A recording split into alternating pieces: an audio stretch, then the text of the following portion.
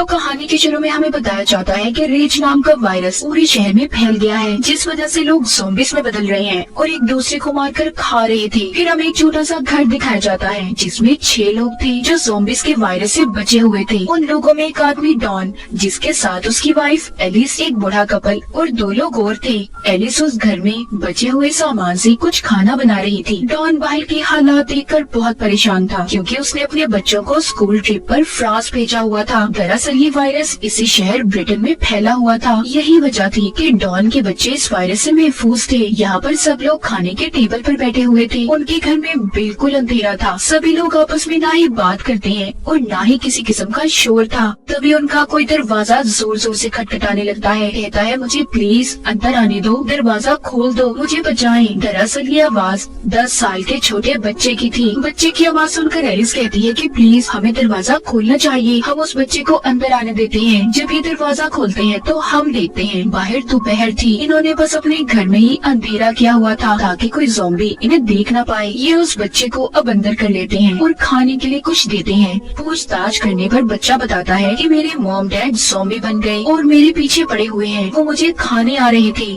Don पूछता है कितने लोग थे? वो कहता है बहुत सारे। इनमें जो 2 और लोग थे उनमें से लड़की बहुत ज्यादा डरी हुई थी और बाहर झांकने लगती है। उसे दूर से बहुत सारे ज़ॉम्बीज़ की आवाजें अपनी तरफ आते हुए सुनाई दे रही थी। तभी एक ज़ॉम्बी अचानक से आकर सीधा उस लड़की पर हमला कर देती है। इर्द गिर्द भी बहुत सारे ज़ॉम्बीज़ आ गए थे और अंदर आने की भी कोशिश करते हैं। एलिस उस बच्चे को बचाकर ऊपर की तरफ जा रही थी। डॉन भी उसके पीछे आता है। वो एलिस को बहुत बार कहता है कि उस बच्चे को छोड़ दो एलिस, हमें भागना है, मगर वो डॉन की बात को नहीं सुनती। उधर वो बूढ़ा कपल बाहर एक और घर में छुप गए थे, मगर वो भी ज़ॉम्बी से बच नहीं पाते। जिसके बाद अब जिधर कमरे में एलिस बच्चे के साथ थी उधर भी बहुत सारे ज़ॉम्बीज़ आ गए थे। दूसरे कमरे में डॉन था। वो एलिस को पुकारता है, देखो इधर मेरी तरफ, मेरे पास आओ। मगर दरमियान में इतने ज्यादा ज़ॉम्बीज़ थे कि वो उनका मुकाबला नहीं कर पाती। तभी ये देखकर डॉन ने भी अपने दरवाजे को बंद कर लिया था। एलिस उसे बार बार आवाजें दे रही थी, कहाँ पर हो डॉन, मेरी मदद करो। मगर डॉन उस साइड का दरवाजा बंद करके दूसरे दरवाजे से बाहर की तरफ भाग गया था। उसके पीछे और भी बहुत से ज़ॉम्बीज़ थे जो भूखे उसकी तरफ भाग रहे थे। हम एलिस को देखते हैं जिसकी आवाज मदद के लिए आना अब बंद हो गई थी। डॉन बहुत शर्मिंदगी में रोता भाग रहा था कि उसने अपनी बीवी एलिस को छोड़ दिया, उसकी मदद नहीं की। आगे जाकर उसे तालाब में वही लड़का मिलता है जो इनके साथ घर में रह रहा था। वो कश्ती को चलाते हुए हड़बड़ाहट में पानी में गिर जाता है। उस लड़की को भी ज़ॉम्बीज़ ने पकड़ लिया था और काट कर मार देते हैं। डॉन अकेला ही बचा था जो उस कश्ती में बैठकर जा रहा था। फिर आगे हमें कहानी 1 महीने बाद की दिखाई जाती है, जिसमें बताते हैं कि ज़ॉम्बीज़ अब भूखे रहने की वजह से आहिस्ता आहिस्ता खत्म हो रही है। इस शहर में अब आर्मी फोर्स का कब्जा था। वो इस सारे मामले को कंट्रोल करने की कोशिश कर रहे थे। तभी हमें एक सार्जेंट डॉयल दिखाया जाता है जो कि स्नाइपर निशानेबाज की टीम में था। उसे जैसे ही ज़ॉम्बीज़ दिखे उसने उन्हें अपनी गन से निशाना लगाकर मारना था। डॉन को भी आर्मी वालों ने बचाया हुआ था। इस तरह 6 महीने गुजर चुके थे। अब ज़ॉम्बीज़ भी बहुत कम कहीं कहीं पर थे। इसी दरमियान हमें एक डॉक्टर भी दिखाई जाती है जो इस वायरस पर स्टडी कर रही थी। अब जो लोग दूसरे शहरों में फंसे हुए थे उन्हें दोबारा से अपने घरों में लाने के लिए आर्मी प्रोग्राम शुरू कर देती है। मगर अभी भी सबको सेफ जोन में रहना था, न कि अपने घरों में, जो कि अमेरिका US आर्मी फोर्स की निगरानी में था। अभी तक 100 के आसपास लोग थे जो अपने इस शहर ब्रिटेन में वापस आ गए थे। इन्हीं में डॉन के बच्चे भी थे। डॉक्टर जब बच्चों को वापस आता देखती है तो परेशान हो जाती है क्योंकि वो ये सोच रही थी कि आखिर कैसे इन बच्चों को संभाला जाएगा।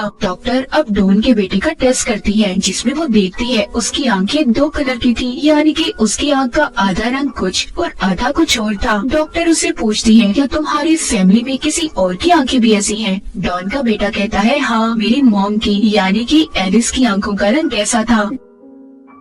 डॉन जब अपने बच्चों से मिलता है तो बहुत खुश था। वो दरअसल अभी भी इस सेफ जोन में रहकर आर्मी के साथ मिलकर काम कर रहा था, इसीलिए वो अपने बच्चों को उस जगह पर ले आता है जहाँ पर वो रह रहा था। वो अपने बच्चों को उनकी मॉम एलिस के साथ हुए हादसे के बारे में भी बताता है। रात के वक्त सोते हुए डॉन के बेटे को अपनी मॉम के सपने आ रहे थे। उसे ऐसा लगता है कि शायद वो अपनी मॉम का चेहरा भूलता जा रहा है। सुबह को जब डॉन अपने काम पर चला जाता है तो उसके बच्चे चुपके से सेफ जोन से निकलकर भाग गए थे और भागते भागते अपने घर पहुंच गए थे ताकि वो अपनी मॉम की कोई तस्वीर ले सके। तभी आर्मी को भी इनके बारे में पता चल जाता है कि दो बच्चे सेफ जोन से भाग गए हैं, मगर तब तक वो दोनों अपने घर पर थे जहाँ पर डॉन के बेटे को अपने घर के ऊपर वाले हिस्से से कुछ आवाजें आ रही थी। जब वो ऊपर जाकर देखता है तो उधर उसकी मॉम थी, यानी कि एलिस, जिसको डॉन ज़ॉम्बीज़ के दरमियान में छोड़कर चला गया था। फिर डॉन का बेटा अपनी मॉम के गले लग गया था, तभी उसे दर्द होता है। दोनों बहन भाई जब अपने घर से बाहर आते हैं तो देखते हैं आर्मी की फौज थी जो सेफ जोन में दोबारा लेने आई थी। वहाँ पर तीनों को क्वारंटाइन में रखा गया था। एलिस को बांधकर लैब में रखा जाता है। डॉक्टर उसका ब्लड टेस्ट करती हैं। वो ये पता करना चाहती थी कि कहीं एलिस भी ज़ॉम्बी वायरस से इन्फेक्टेड तो नहीं। तभी उन्हें पता चलता है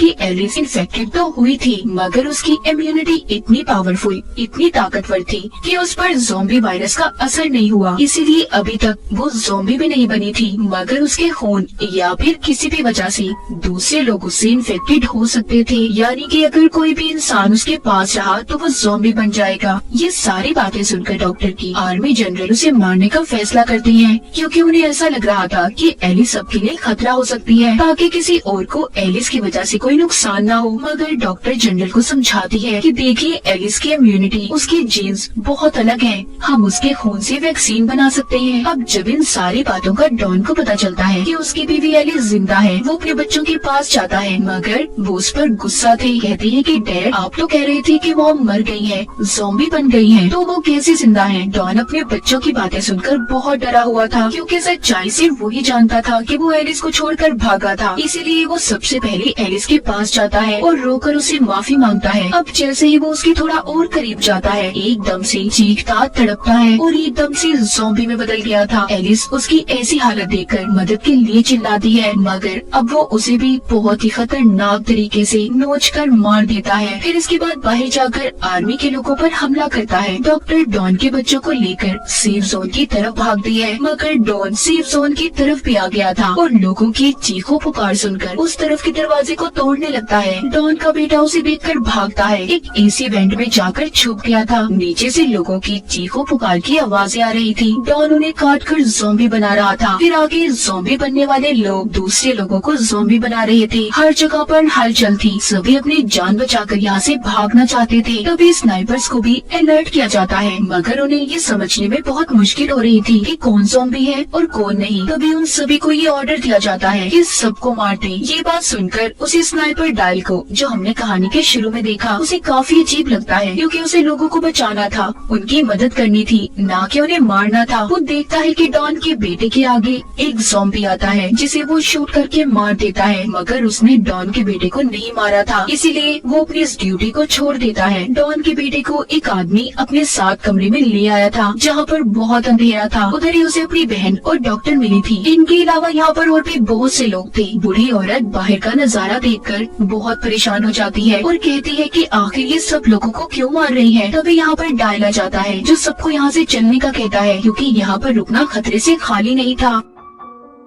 वो जब सब यहाँ से जाने लगते हैं तो इन पर भी आर्मी फायरिंग कर देती है, जिसमें बूढ़ी औरत मर गई थी। डायल के साथ डॉक्टर और डॉन के बच्चे थे। तभी डायल को उसके एक दोस्त का फोन आता है, जो कि आर्मी में था, जिसके पास हेलीकॉप्टर था। वो कहता है, देखो, कुछ वक्त में सारे शहर को बॉम्ब से उड़ाने का ऑर्डर दिया गया है। तुम्हें मैं जिस जगह की लोकेशन भेज रहा हूँ, वहाँ पर आकर मुझसे मिलो, मैं तुम्हें बचाता हूँ। अब ये सभी एक टनल के रास्ते से वहाँ से बाहर आते हैं। तभी उधर बहुत बड़ा धमाका हुआ था। आर्मी ने सेफ जोन में जितने भी ज़ॉम्बीज़ या बचे हुए इंसान थे, सभी को धमाके से उड़ा दिया था। डायल डॉक्टर और बच्चों को लेकर भागता है। ये सभी उसके दोस्त की बताई हुई जगह पर आ गए थे। तभी डायल का दोस्त भी हेलीकॉप्टर लेकर आ जाता है। वो डायल को बताता है कि तुम्हारे पीछे कुछ बचे हुए ज़ॉम्बीज़ आ रहे हैं। ये सुनकर डायल बच्चों और डॉक्टर को छुपने का कहता है। उसका दोस्त इतने सारे लोगों को देखकर कहता है, देखो डायल, मुझे सिर्फ तुम्हें लेने का कहा गया है। अगर मैं किसी भी बचे हुए सिविलियन शहरी को बचाकर ले गया तो आर्मी वाले मुझे भी मार देंगे। लेकिन डायल अकेला उसके साथ नहीं जाता। वो सबकी मदद करना चाहता था, इसीलिए वो अकेला ही उसे वहाँ से भेज देता है। तभी इनके पीछे बहुत से ज़ॉम्बीज़ पड़ गए थे। ये भागकर शहर की तरफ आते हैं। शहर में आर्मी ने ज़ॉम्बीज़ को मारने के लिए जहरीली गैस छोड़ी हुई थी, जिस वजह से वहाँ पर आम इंसान सांस नहीं ले सकता था। उससे बचने के लिए ये एक गाड़ी में जाकर छुप जाते हैं। अब सारे ज़ॉम्बीज़ उनकी गाड़ी के आसपास आकर इन पर हमला कर रहे थे, मगर गैस की वजह से वो ज़ॉम्बीज़ वहीं पर मर जाते हैं। पीछे आर्मी के लोग भी थे जो सबको यहाँ पर खत्म करने आ रहे थे। डायल और डॉक्टर की गाड़ी स्टार्ट होने का नाम नहीं ले रही थी। तभी डायल गाड़ी से बाहर निकलता है और गाड़ी को धक्का लगाने लगता है, मगर वो आर्मी की नजरों में आ गया था। आर्मी वाले उसे भी इन्फेक्टेड समझकर मार देते हैं। डॉक्टर बच्चों को बचाकर गाड़ी चलाकर टनल तक पहुँच गई थी, मगर वहाँ पर आकर उन्हें डॉन का ज़ॉम्बी दिखता है। उसने यहाँ पर